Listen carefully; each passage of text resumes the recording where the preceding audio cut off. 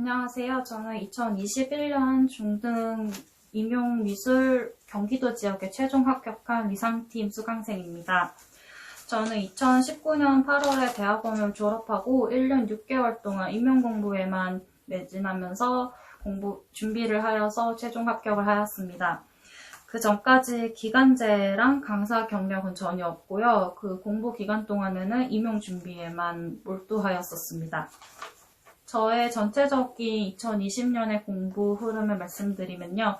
저는 초수 때 1차 탈락 이후 1월과 2월까지는 재정비하는 시간을 가졌고 어떻게 공부를 할지 계획을 세우면서 1, 2월을 보냈습니다. 3, 4월부터 본격적으로 공부를 시작하였습니다. 코로나가 점점 심해지면서 직강 수강이 어려워서 3, 4월에는 주로 온라인으로 강의를 수강했고요. 5, 6월 돼서야 직강을 갈 수 있었습니다. 그래서 5, 6월에는 위상팀의 강의를 직강으로 갔었고, 미술학원도 그때 하루에 한 타임에서 두 타임 정도, 경기도는 그 당시에 4과목을 시험을 본다고 했었기 때문에 제가 부족한 과목을 선택해서 한 타임에서 두 타임 정도를 계속 학원을 다녔었습니다. 저는 그렇게 6월까지 미술학원을 다녔었습니다. 저는 5, 6월까지는 전공 강의가 있는 토요일 저녁까지 공부를 했었고, 토요일 저녁 이후와 일요일에는 그냥 쭉 쉬는 시간을 가졌습니다. 그리고 하루에는 7시간에서 8시간 정도 공부를 했었고, 주로 집에서 공부를 했습니다. 저는 집에서 혼자 공부하는 것이 제가 잘 맞았고, 다른 사람들이 있으면 신경이 쓰여서 잘 공부를 못했습니다. 자신이 잘 맞는 공간에서 공부를 한다면 장소는 상관없다고 생각합니다. 인강으로 주로 강의를 많이 수강했어서 그래서 스터디를 따로 하지 않았었고요. 대신 함께 공부하는 친구가 있었고, 종종 열람실에 갈 때, 그리고 아침에 착석 인증을 하고 하루에 얼마나 공부를 했는지 인증을 하는 선의의 경쟁을 하는 공부 메이트가 있었습니다. 서로 의지를 하고 공부를 할 수 있어서 이렇게 계속 공부 메이트와 함께 공부를 해나갔었습니다. 9월부터는 일요일은 쉬고 주 6일 공부를 하고 10월부터는 거의 하루 종일 쉬는 날 없이 공부를 계속해서 하루 평균 10시간 정도 공부를 10월부터는 했었습니다. 저는 잠은 조금 푹 자는 편이었고요. 오전 시간은 조금 다른 임용 준비생들보다는 좀 늦게 시작하는 편이었고, 밤 늦게까지 공부를 하는 편이었습니다. 그래서 11월에는 시험 시간과 준비 시간을 맞추려고 조금 노력을 많이 했어야 했습니다. 다음으로 교육학 공부 방법에 대해서 말씀드리겠습니다. 저는 매일 오전 시간대에 교육학을 주로 공부했는데요. 아침에 8시에 착석을 하면 10시에서 11시까지 매일 교육학을 공부했습니다.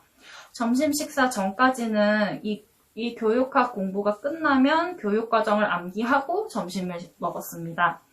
5, 6월까지는 교육학 이론 강의를 수강했기 때문에 일주일에 이틀은 거의 점심시간 이후 2시 정도까지는 교육학을 종일 공부했고요. 7, 8월부터 교육학 공부 시간을 줄여나가고 전공 공부 시간을 늘려갔습니다. 암기 과목은 며칠 지나면 금방 잊어먹는다고 생각해서 자주 매일 반복해야 한다고 생각했고, 그래서 강의가 있는 날 외에도 매일 월요일부터 토요일까지는 아침 오전 시간대를 활용해서 교육학을 조금씩이라도 항상 보려고 노력했습니다. 서브노트는 만들지 않았고요. 제가 자주 보는 이론서에다가 단권화를 하였습니다. 일주일에 1회 이상 꼭 모의고사를 보려고 했고, 11월은 토요일마다 진짜 시험 보는 시간과 동일한 시간대에 시험을 보는 노력을 하였습니다. 전공 과목은 저는 교육과정은 오전 1시간 정말로 매일 백지 쓰기로 반복하면서 암기를 하였습니다. 저는 유일하게 이 교육과정을 외우는 데는 스터디를 진행했는데요. 주 5회 이상 백지 쓰기를 인증하는 스터디를 진행했었습니다. 저 혼자서는 백지 쓰기를 진행하는 것이 항상 좀 실천이 잘 안 돼서 스터디원들과 함께 의무감을 가지고 스터디를 진행해서 이런 백지 쓰기 방식으로 스터디를 진행했고, 교육과정을 이렇게 진짜로 손으로 쓰던지 타이핑을 해서 백지를 채워가는 방식으로 암기를 하는 것이 가장 효과적이라고 생각했습니다. 저는 노래 가사를 붙여서 하는 방식은 음이 너무 기억에 많이 남아서 그냥 외우는 방식으로 암기를 했습니다. 저는 위상팀 이론을 N수생 패키지를 결제했고요. 3, 4월에는 3, 4월 심화 강의를 홀딩하고 못 들었던 1, 2월 강의를 수강하였습니다. 그래서 1, 2월 강의를 수강하면서 천천히 이론을 학습했고 한천히 암기하면서 한 달에 1회독 정도를 실천하였습니다. 그래서 상권을 강의한다면 학원을 동시에 이제 다른 날에 학습하고, 학원을 강의를 하고 있다면 상권을 복습하는 방식으로 한 달에 한 번에서 3, 4월에 1회독씩 총 2회독을 하는 것을 목표로 천천히 그리고 꼼꼼하게 학습을 했습니다. 그리고 5, 6월에는 장쌤의 문제풀이 강의가 매우 도움이 되었는데요. 초수 때 5, 6월 강의는 듣지 않았어서 이 강의를 들었다면 초수 때 합격을 하지 않았을까 하는 아쉬움이 있을 정도로 5, 6월 강의가 전체 강의 중에서 가장 만족스러운 강의였습니다. 문제를 풀면서 취지를 파악하고 서술을 쓰는 방식에 대해 학습할 수 있어서 이 5, 6월 강의가 가장 마음에 들었고, 5, 6월 풀었던 문제들을 11월까지도 끝까지 보았던 문제들이었습니다. 그래서 이때 동시에 3, 4월에 홀딩했던 강의를 함께 수강하면서 복습을 더 탄탄히 할 수 있었습니다.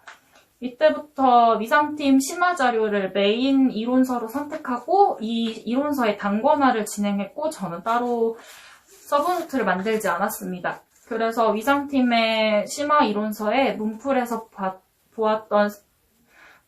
배웠던 새로운 개념들이나 교과서에서 보았던 이론들을 함께 정리해 두었습니다.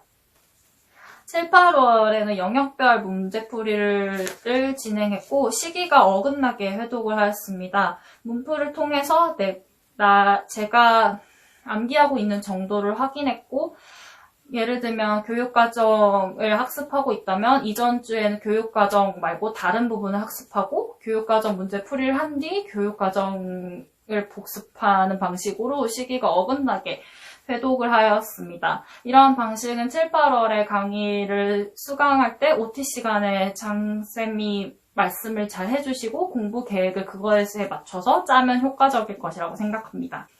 9, 10, 11월에는 회독 횟수를 늘려서 한 영역당 2에서 3일 정도로 2주에 1회독을 하는 방식으로 회독을 했습니다. 그래서 9월에는 서양 미술을 공부한다면 2차 세계대전 이전까지, 그리고 이후로 나누어서 이틀, 그리고 동양은 동양미술과 한국미술 조형사로 이틀을 나누는 방식으로 2, 3일에 거쳐서 공부를 했고, 10월에는 더 중요한 현대미술을 이틀을 공부하면 그 이전까지의 이론은 하루, 그리고 한국미술을 이틀을 공부한다면 동양미술은 하루를 공부하는 방식으로 비중을 달리해서 공부를 하여 선택과 집중을 중요하게 생각했습니다. 이 부분도 9월에서 10월 정도 되면은 위상 선생님이 잘 말씀을 해주셔서 그 방향에 맞춰서 공부 계획을 짜시면 될 것 같습니다. 그리고 11월엔 파이널 강의를 수강하면서 복습을 꼼꼼하게 하면서 시험 준비를 마무리했습니다. 저는 용어 사전은 많이 보지 않았고요. 양이 너무 방대해서 어려운 단어 정도만 확인하였고, 주로 이론서들에 있는 내용들과 문풀을 하면서 배웠던 새로운 개념들만 정리하여서 보았습니다. 위상 선생님께서 단답형을 맞추는 것보다 서술형을 준비하는 것이 훨씬 더 도움이 많이 되고 점수에 많은 비중을 차지한다고 항상 말씀하셨었는데, 저는 1차 시험을 보고 나서 단답형 문제를 굉장히 많이 틀려서 걱정을 많이 했었어요. 그런데 생각보다 무난한 점수가 나왔고, 이는 정말로 서술형 점수에서 제가 많은 점수를 가져갈 수 있었기 때문이라고 생각합니다. 그래서 저는 위상 선생님의 말씀처럼 꼼꼼하게 서술형을 쓰는 훈련을 하는 것이 굉장히 중요하다고 다시 한번 느꼈었습니다.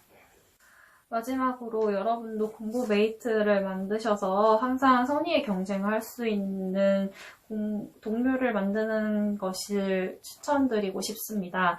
저는 코로나로 인해서 공부를 자연스럽게 집중할 수 있었고, 친구들과 약속을 만들지 않으면서 공부에 자연스럽게 몰입할 수 있었던 환경이 만들어졌었다는 반면에, 그만큼 사람들을 못 만나고 스트레스를 해소하는 시간이 부족해서 더 슬럼프에 쉽게 빠질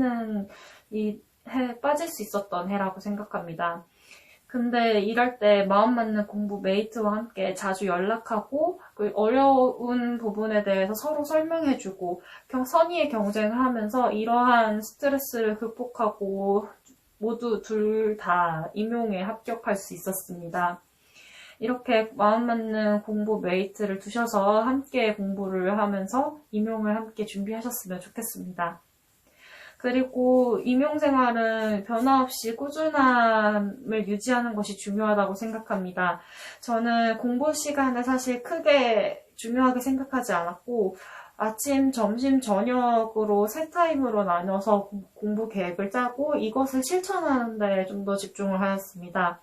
오늘 점심 먹기 전에 여기까지 꼭 보자. 저녁 먹기 전에 이거까지 꼭 보고 저녁을 먹자. 잠들기 전에는 이만큼을 꼭 보자. 라는 계획을 세워놓고 이를 실천하는 데 더 집중을 했습니다. 이렇게 계획을 짜놓는 것이 공부의 흐름이 끊기지 않고 공부를 유지하고 마칠 수 있어서 훨씬 더 공부에 더 도움이 되는 방식이라고 생각합니다. 그리고 핸드폰을 자꾸 보는 것 때문에 아예 핸드폰에 공부 시간을 측정해놓는 앱을 깔아놓고 아예 뒤집어서 핸드폰을 손 바깥에 두는 습관을 들여서 공부 시간을 그런 방식으로 측정하고 핸드폰을 최대한 덜 보려고 노력을 했었습니다. 마지막으로 흔들림 없이 다른 사람들의 말에 휘둘리지 않고 선생님만의 공부 방식을 꾸준히 밀고 나갔으면 좋겠습니다. 어떤 사람은 서브노트를 만들었다더라, 어떤 사람들은 단권화가 더 중요하다고 생각한다더라, 용어사전은 꾸준히 맨날 봐야 한다더라, 이러한 말들에 휘둘리지 말고 강사가 제시하는 방법과 선생님이 중요하다고 잘 맞다고 생각하시는 방법을 접목하여서 선생님만의 공부 방법을 밀고 주변 사람들의 말에 휘둘리지 않았으면 좋겠습니다. 이런 방법으로 공부하신다면 모두가 합격하실 수 있을 거라고 생각합니다. 2022년에는 모두 합격하셔서 미술 선생님이 되셨으면 좋겠습니다. 이상입니다.